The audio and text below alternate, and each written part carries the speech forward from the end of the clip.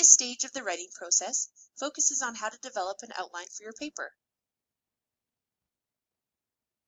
This Prezi will cover the following topics: recognizing 3 important guidelines, distinguishing general ideas from specific ideas, selecting evidence to support the thesis, choosing the formal outline or the tree diagram, and organizing information within a structure. An outline helps you to classify your material and detect gaps in your research.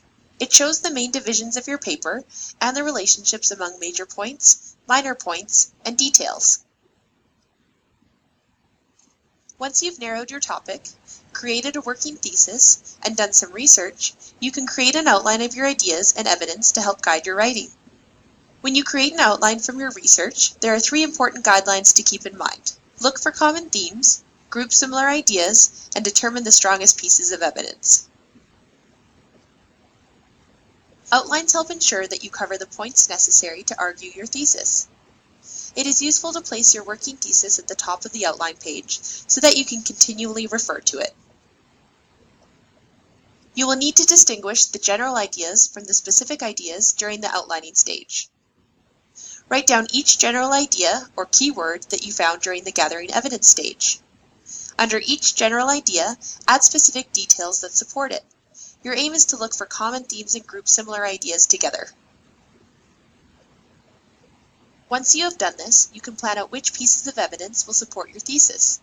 If you realize that you do not have enough evidence, you may need to do more research or eliminate points in favor of those with stronger evidence.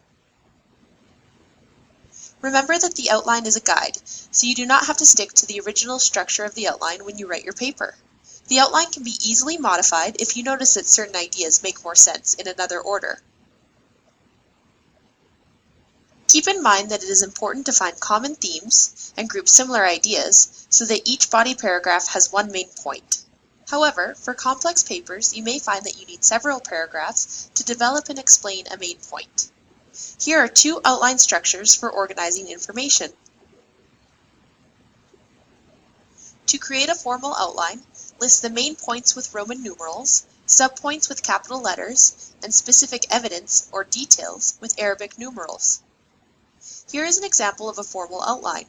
The controlling idea is, with the advancement of medical technology, euthanasia has become increasingly common, and now society must decide whether euthanasia is an act of mercy or murder.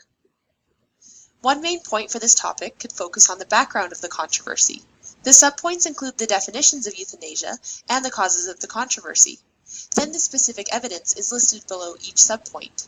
For complex topics, a formal outline may be the most appropriate. This outline not only lays out the main points and supporting details, but also shows how all the elements connect with one another.